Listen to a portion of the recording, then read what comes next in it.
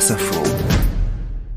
Bonsoir à tous, nous sommes dans la librairie Le Genre Urbain à Paris. Xavier Capodano, bonsoir. Bonsoir. Xavier Capodano, on va commencer cette sélection de livres, de romans, d'essais avec Le cœur de l'Angleterre de Jonathan Coe, publié en poche chez Folio. Le livre était sorti chez Gallimard il y a 2 ans. Alors Jonathan Coe nous fait un portrait de l'Angleterre qui se dirige vers le Brexit à travers l'histoire d'une famille que l'on avait déjà vue dans certains de ses romans précédents. Ça vaut toutes les analyses sociologiques. Absolument, je crois que vous avez tout dit, c'est d'une profondeur incroyable. Si on veut comprendre l'Angleterre et au final, à travers l'Angleterre, d'autres pays européens dans la rupture entre, on va dire, le peuple et ses élites, eh ben, ce roman est fait pour vous. Donc on va suivre une famille un peu bourgeoise, un peu déglinguée. On va suivre un professeur d'auto-école, petite classe moyenne avec sa mère un peu raciste. On va suivre une universitaire en manque d'amour et tous ces personnages vont graviter avec un fil rouge, la montée en puissance de la sortie du Royaume-Uni de l'Union européenne. Et là, tout y passe. C'est absolument au laser entre la désindustrialisation, les élites qui abandonnent le peuple, la revanche sociale que veulent avoir certains personnages. Donc, c'est un bouquin incroyable, c'est fin, c'est drôle. Une lecture que je recommande, mais plus que chaudement. Avec une hauteur de vue, une distance incroyable de la part de Jonathan Coe qui, pour le coup, est engagé. On sent que pour lui, le Brexit, c'est un drame. Absolument, mais vous avez surtout affaire à un vrai roman. Donc c'est de la grande littérature, drôle, c'est social, c'est de la géopolitique. Il parle aussi de nous, nous les Français et d'autres Européens. Non, un grand bouquin. Le cœur de l'Angleterre de Jonathan Coe, réédité donc en poche chez Folio. Autre roman, Diomède d'Antonio Pennacchi chez Globe. Ça c'est mon coup de cœur, c'est vraiment la petite bombe atomique que je viens de lire. Donc Antonio Pennacchi qui est vraiment un auteur autodidacte parce que c'est un homme qui a été 25 ans ouvrier.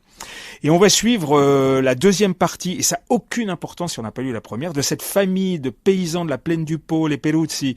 Ils sont 17 frères, ils sont prêts à tout pour avoir la terre. Et là, on les prend à la période de la Deuxième Guerre mondiale et le début de la reconstruction italienne. En clair, c'est l'histoire populaire de l'Italie au XXe siècle. Il écrit comme il parle.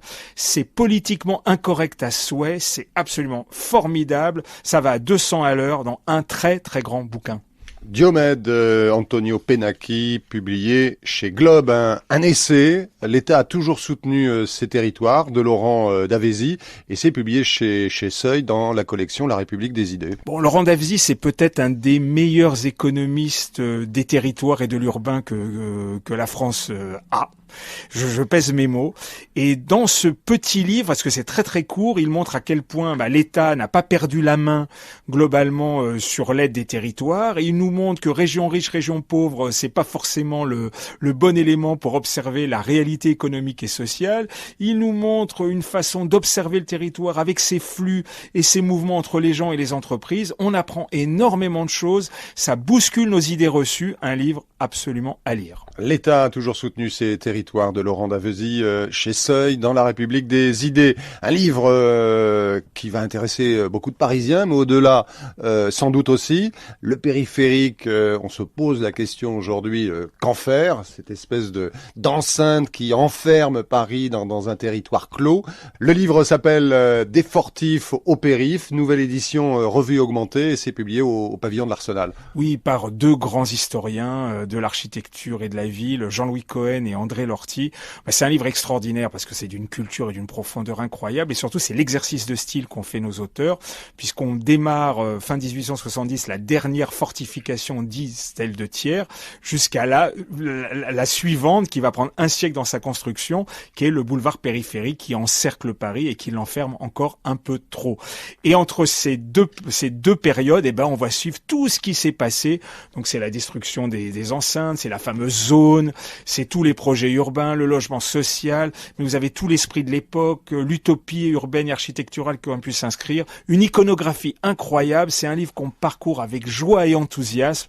Je suis ravi de sa réédition, un livre formidable. Des fortifs au périph', nouvelle édition, donc revue, publiée aux éditions de l'Arsenal. Merci beaucoup Xavier Capodano de la librairie Le Genre Urbain à Paris, et c'est l'une des librairies du réseau, lalibrairie.com. Merci beaucoup Xavier. Merci à vous.